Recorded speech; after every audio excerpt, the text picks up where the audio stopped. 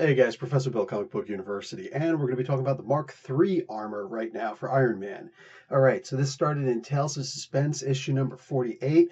We're going to get into that after I make an apology for not having a Mark III armor kind of thing. I was thinking to wear the yellow shirt, the golden shirt that I wore in the previous issue, and then like put a red blanket around it, but it just would look silly. So I'm going to wear my Extremis armor and hope that you guys aren't too incredibly upset over that. And let's get started talking about this. Mark 42, whatever you want to go with it. So let's get into talking about this particular comic book, because not just this comic book, but this particular armor set, because it was a revolutionary one. This one was actually designed by Steve Ditko. So I mentioned that Stan Lee was never satisfied with the Iron Man colors, with the Iron Man armor, with anything, the design, anything, in regards to it. So it was one of those situations where he kept on getting new armors because Stan Lee walked in and was like, this doesn't look good, change it. And he didn't really have any suggestions how to change it, just somebody came along, hey, change it. So Steve Ditko was on 2 issues of this comic book, this one and the next issue, where he had the change of armor. Hey, you know what I'm saying? It's a Ditko thing. It's awesome. It's sexy. It's beautiful, and it's revolutionary because it really did set the tone.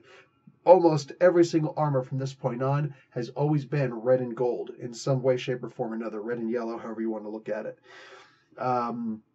Mind you, didn't last, but it did last for a pretty long time.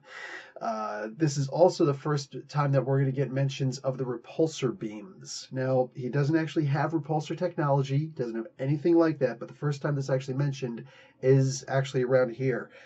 We're going to, actually, I can just tell you right now, it's issue number 67 is the first time in this Tales of Suspense Iron Man standalone, issues where where the mention of repulsor ray technology comes into play. But it was actually mentioned prior to this. And the first time I've ever noticed it mentioned is in Avengers, issue number 8, where he very distinctly says, my repulsor beams. And it's like, okay, cool. And he actually says in the next panel also, repulsors. So, okay, cool. Cool, we're going to go with that. Well, not repulsors, but something to that effect. It won't actually be until the next incarnation of the armor where repulsor ray technology would be a part of his repertoire. But for now, it is mentioned in this particular armor much later on down the line. He doesn't actually have anything where he can shoot people with, though, but he can sometimes touch you and get like an overcharge or short circuit, as they always say, in somebody else's armor or electrical device. So there are several important stories in this particular set, and we're going to get into some of those right now, including the very first one, issue number 48, where he has a reason to change his armor. There's this guy, Mr. Doll, who shows up. Mr. Doll is not exactly the most important freaking guy in the world. I mean, like, who cares? Who cares about Mr. Doll, right?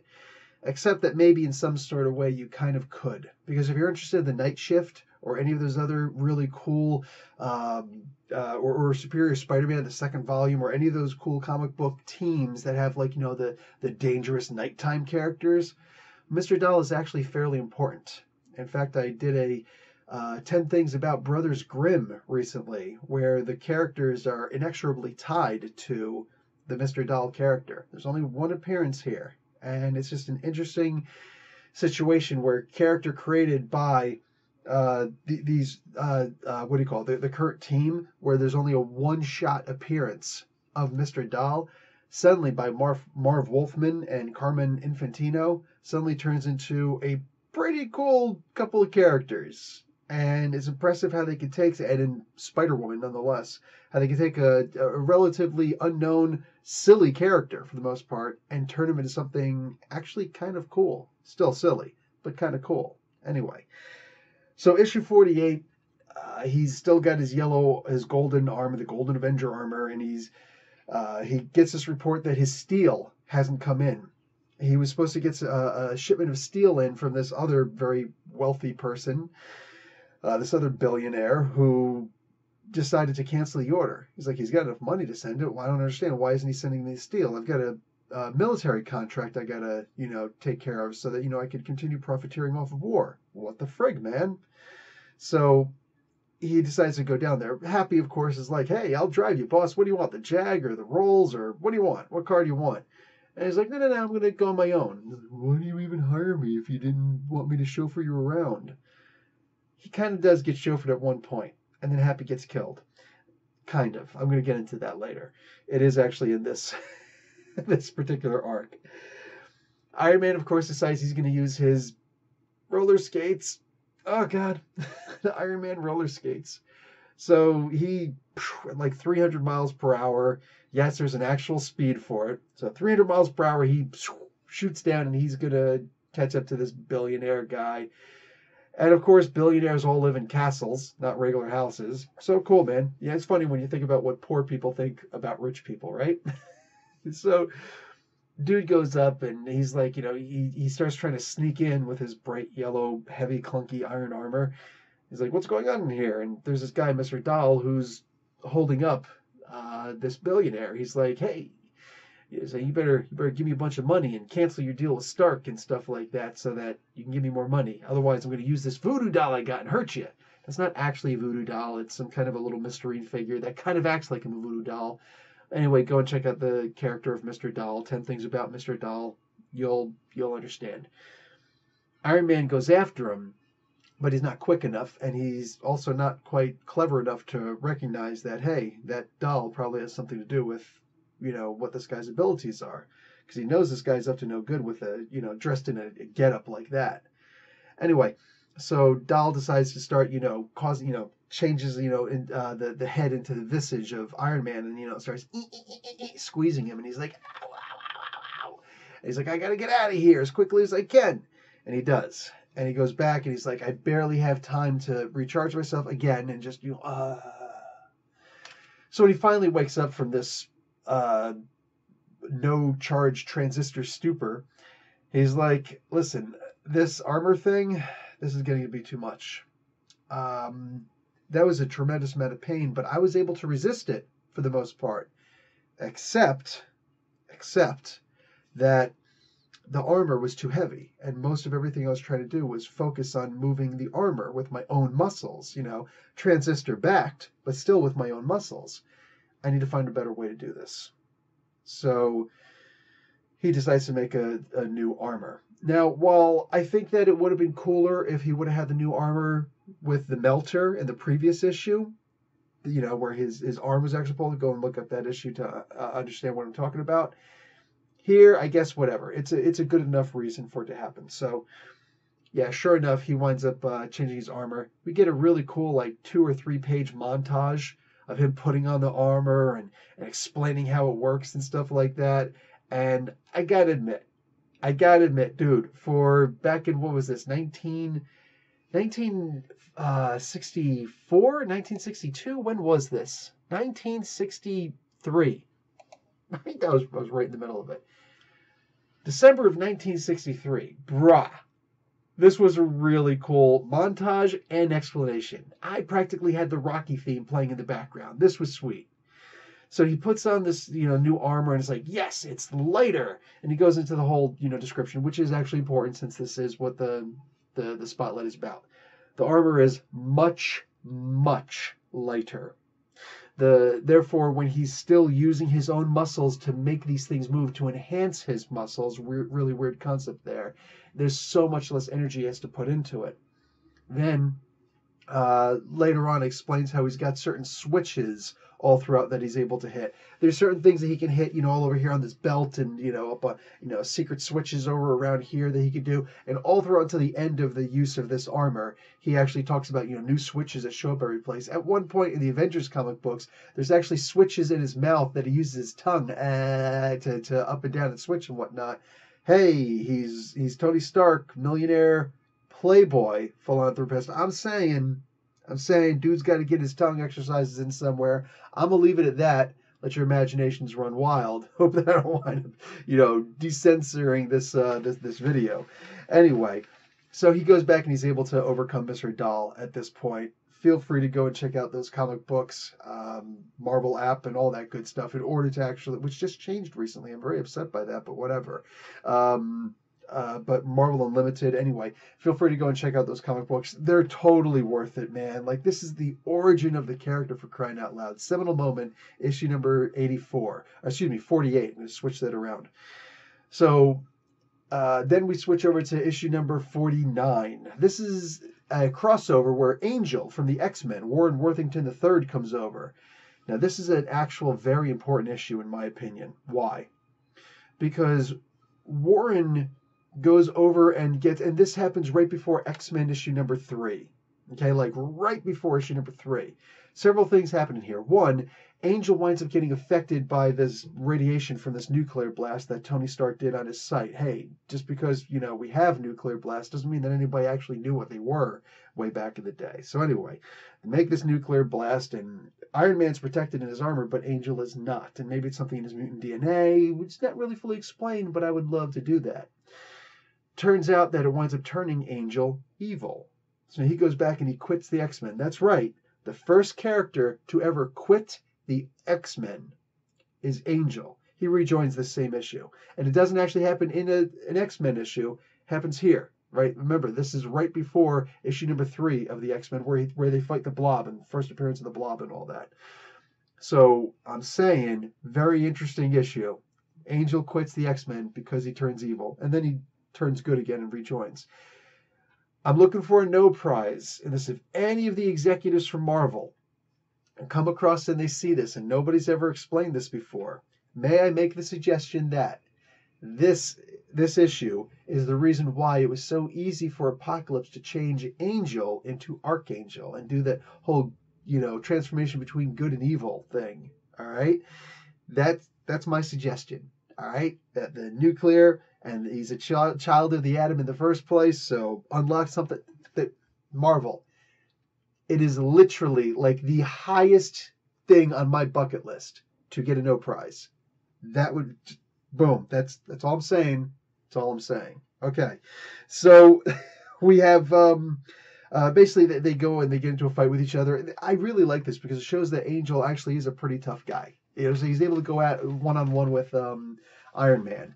Now, later on, Angel would have to be upgraded because he just wasn't that cool. The Iron Man armor wound up getting a whole lot better, but we get into later on issue number 50. This is also a very important issue, and I thought about making a spotlight on character, or a spotlight on, a 10 things about for this character, but I chose not to. Maybe I'll get around to it at some point soon. But the Mandarin. Look, this has turned out to be the #1 enemy for Iron Man. All right, there's always this dichotomy of two different main bad guys. All right, one is the super smart guy, like for just use Superman as an example. Superman has a Lex Luthor. Superman also has a Doomsday. The Mandarin would be Iron Man's Lex Luthor. Titanium Man would be, in my opinion, Iron Man's Doomsday. And then you've also got, like, let's say the Joker and Bane, right, for Batman. You got all sorts of different characters like that who are going to try the hero in many different ways. And I love that. And you really have that dichotomy with Iron Man in this particular case. So issue number 50 of Tales of Suspense, we meet the Mandarin. Something for the Shang-Chi movie, which has I don't even think it's been finished filming yet. Maybe it didn't even start filming. I don't know. We're in the middle of COVID-19 right here as of the making of this video. And for all intents and purposes, I like the idea that the Mandarin is actually going to be used in this book because while the Mandarin has his 10 rings, they don't go into his origin here. That'll be later on with this still armor. That'll be in this video. I'll give a quick shout to that. But actually, for the sake of conversation, which issue is that? Issue number 54. It's the Return of the Mandarin. It's also the first non-conclusive issue. So it's an issue where it says, to be continued in the next issue. Like, whoa, that hasn't happened with Iron Man before. It'll continue happening later. Issue 54 is also really important for two other reasons. One, that's the one where it changes the armor again, but only the aesthetics. It's not considered a different mark, a different, armor type. It just puts rivets in the face instead. So, cool. And it only lasts for several issues, and they're just like, get rid of that. This is also the issue where the Watcher, not the first appearance of the Watcher, look for other comics, I explained that in another spotlighted story, but this is the issue where the Watcher learns and believes in his oath. So he actually sees an example of, I need to believe in my oath of only watching and not interfering. and sit back, just no, and all these bad things. He's like, no, this is gonna happen. It's so terrible. But actually, him staying out allowed for a perfect cycle of life to exist, and the least amount of casualties happened because he didn't interfere. And it's a great story. Issue number 54 is, to me, it was an amazing watch story. That was the main reason to check out that issue. I believe the next issue, issue number 55, is where they actually give the origin of the Mandarin. Awesome. But issue number 50, first appearance of the Mandarin. He's got his 10 rings. He shows like 3 or 4 different uses of the rings, I should say. But his main weapon that he announces in here is his karate. So he's getting ready to do a karate chop, and go figure, Iron Man uses math. He pulls out a slide rule. Might as well be an abacus, but he pulls out a slide rule calculator and figures out the perfect trajectory of the next karate chop coming down. And Iron Man knows just how to block it where it actually breaks or hurts the Mandarin's wrist. And it's like, are you kidding me? Really? Math beat karate? Oy. Now, this is actually fairly important, and I'm going to get into this really quick. I brought up a list for the sake of conversation. This was, again, in 1948. No, 1940. For crying out loud. This was in February of 1964. So, a little different than the date I originally gave. February of 1964 is when this came out. So let's take a look at some of the famous karate movies that have come out during the time. Let's see, we've got the burning of Red Lotus Temple in 1928, but then later on you've got the Seven Samurai in issue number 1954. The year 1954 is when the Seven Samurai came out. That and the following 3 years were the successive debuts of the Miyamoto Musashi movies, which were amazing movies. You got to see that. Yagyu Secret Scrolls, Yojimbo, that came out later on. The Tales of Zatoichi came out also, starting in 1962. And there were 3 movies that came out before the making of this comic book. So the Zatoichi Tales, mind you, Zatoichi was the main influence on the creation of Daredevil. So for the sake of conversation, I know everybody's probably asking, did I mention that Yojimbo came out at about that time also? So a whole bunch of good Akira Kurosaki stuff. The Big Boss, that's Fist of Fury. The Big Boss was the name of the original Bruce Lee movie done in China. It was called Fist of Fury in America. That was in 1971, so much later than the coming of this particular comic book. But the Kung Fu Fury and the idea of karate, coming out of Japan because the war against Japan not too long ago, that was actually a really big deal, a genuinely big deal. So while you didn't have all of the mystic kung fu stuff coming out, you did still have the idea that karate is a very, very dangerous thing, and that shows in this comic book that he's got rings that could do all these amazing magical things to kill people, but it's his karate who's the biggest deal. It's good to actually be able to go back and look at these comic books and look at it from, I don't know about a philosophical point of view, but yeah, in many ways, look at it philosophically and just say, where were we at in society when this comic book came out? And it's interesting to see almost placeholders of the evolution of human beings. Saying to see look at this. This is what we believed back in the time, even before Bruce Lee came out. So giving the precedent that Bruce Lee can actually come and do all the crazy things that he did, which were amazing. And shout out to Bruce, I'm saying. Okay, so the comic continues in issue number 65 of these stories. He gets his armor stolen. This actually turns into a really big deal. Feel free to check those out.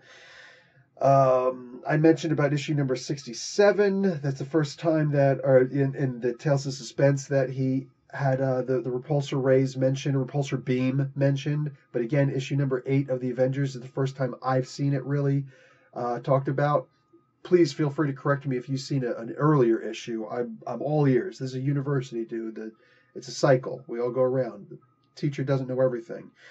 And then also Count Nefaria. I believe this is his second appearance. I think. Don't quote me unless I'm right. Then feel free to quote me all day long.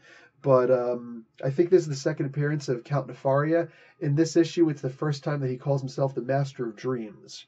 Yeah, don't worry, that doesn't stick around, so it's not that important. Anyway, issue number 16. Well, issue number 79 is pretty important too because Senator Byrd, who we've seen like more than a dozen issues ago, Senator Byrd, he's a senator and he's just almost McCarthyism, like where he doesn't like Tony Stark, he wants him out, he doesn't want him to have the military contract, he's always threatened to pull military contracts and stuff like that, yada yada. He actually opens up a congressional inquiry against Iron Man. And there's also the first time that we see the Cosmic Cube in the Captain America comic book that comes afterwards, because Captain America had shown up at about this time also. These were amazing times, brah. These were amazing times. But I always want to talk about one most important story that Iron Man had while he was wearing the particular Mark armor that we're talking about. In this particular one, we're going to bring it back 10 issues to issue number 69. Now, over in the Captain America side of things, we had Midnight in Greymore Castle, which is, to me, it's one of the best storytelling ever. And that alone would make this a grail for me. You know, like, this is a comic book I would love to get even on a crappy version, of this comic. As long as I could see the cover, in some form or another, I would love to get my hands on this comic book, right? Like, I've never owned this one. I would love to. Just for the Midnight at Greymore Castle part. But even more than that, issue number 69 is part 1 of 3. That's right, a 3-parter. If I Die, Let It Be With Honor. This is the first time that Iron Man actually has to go face to face with the Titanium Man. So first appearance of the Titanium Man. Oh my God. This is purely amazing. Purely amazing. Now, right around this time is actually where a lot of those original Marvel superhero TV shows came out. There were like, I forget how many, maybe 13 episodes of each of the 5 heroes that they showed. They showed Iron Man, of course. This, Tony Stark makes you feel he's a cool exec with a heart of steel, but Iron Man will take his place. He fights and fights with his, Ultra Rays? I thought they were repulsors. You see what I'm saying, right? Anyway, he didn't have the Ultra Rays. That was something they totally made up for the TV show. Anyway, so and it influenced the comic book too. Anyhow, so he there's the Iron Man one, there's the Captain America throws his mighty shield, that one, the Thor one, the Namor one. That's right, Prince Namor was important enough to have his own. And then there's another one too. Oh, that's right, the Hulk. You always had to have the Hulk, right? Anyway, so these were the 5 that they had. I think they were like 13 episodes of each. They were amazing. It was just stop motion. It was actually just a comic book panel, but one part they would make like when they had the Hercules versus Thor issue in the Thor comic, where you actually just see them both hitting each other, one with Mjolnir and one with the golden mace that Hercules had. There's bonk, bonk, bonk, bonk, bonk. It's just so silly. But man, when I was a little kid watching these reruns, I just looked at this stuff in awe. Like, oh my God, there's the greatest thing ever on TV. Nothing will ever surpass this. In some ways, nothing ever has. Anyway, so If I Die, Let It Be With Honor. All 3 of these together, were also part of some of those episodes. And, oh man, just absolutely amazing stuff. So, Titanium Man is basically a dude who shows up and he starts taking some of the idea. He's actually a guy who's in Siberia. He's actually one of the guards. He's the head guard basically of Siberia, and he's a huge monster of a man. And there's all these scientists that are there also, all these different people who are in Siberia, because everybody deserves to go to Siberia, right? So he grabs a bunch of these guys like, I will give you your freedom if you build me a suit of armor that can beat this guy, Iron Man. So while they're building it, he's studying all these tapes. Why? Well, because he doesn't like the idea that he's confined to being in charge of a prison colony in Gulag State, Russia. The USSR at the time, the Soviet Union. It's like, dude, this is not cool. This is absolutely not cool. I deserve to be out there, like, fighting the Americans. And right now, the coolest, toughest American is Well, it's Captain America, but he'd probably beat me up. So instead, let's talk about Iron Man, because him I could probably beat up. He doesn't actually say anything about, Captain America, but let's be realistic, shall we? So he decides I'm going to go and beat up Tony Stark. I'm going to go beat up Iron Man. Still the secret identity thing. So anyway, this is a big three-parter where there's a big challenge made. Senator Byrd's like, if you don't accept this challenge, if Iron Man, if your bodyguard Iron Man doesn't accept this challenge, I'm going to pull your contract. Once again, they've always got these contracts and whatnot. So he's like, oh no, I need the money. So let's do this, man. So he of course takes up the challenge. They go and meet on a so-called neutral battlefield. It's not. There are landmines set up by the Russians, because sneaky, and all sorts of different things to put the favor in Titanium Man's side. This is a really big deal, though, for the Russians. Like, hey, man, we got to win. I'm pretty sure Rocky V was based off of this comic book. Like, let's just face facts, all right? So, without any training montage scenes, Iron Man eventually has to, they're able to take, 2 or 3 breaks in between the fight, whatever it is. And it's crucial because Iron Man wouldn't have won otherwise. So, yeah, again, this was, it felt like a real fight. It felt like something where there were actually real stakes for this character. The name, for back then especially, If I Die, Let It Be With Honor. Man, this was just incredible. I was so in love with these stories. And going back and reading it again for the 18th time, whatever it is, my God, I'm still in love with these stories. This was expert storytelling, and it's absolute, to me, absolute highest. This is one of those stories that will stand the test of freaking time, baby. That's what I'm talking about. Yeah, dude. It was actually in these issues that Iron Man also had got into his very first fight with Captain America, which I'm saying there was a precedent set there. These two have fought for a very long time. And of course it was 100% Iron Man's fault, but hey, it involved the Chameleon and Kraven the Hunter, although Kraven only for a moment. He wiped the floor with Kraven with one shot. He just one-shot the dude. The Chameleon, however, was a lot smarter, a whole lot sneakier. These were amazing comic books, my peeps. And I can't wait to get into the most original of, not the most original, but the most time kept of the armors, Mark IV. That's the not the original. This is the original red and blue one. It had the horns, the horns on the front. It looked like. But the Mark IV, that's the seminal one. That's the one where every time something bad happens and Iron Man can't use his arm, Tony Stark can't use his arm anymore, he goes back to the Mark IV. So I can't wait to get into that one, but we're going to do that slowly. Anyway, guys, I'll be talking to you guys later, and I'm out. Professor Bill, Comic Book University, class dismissed.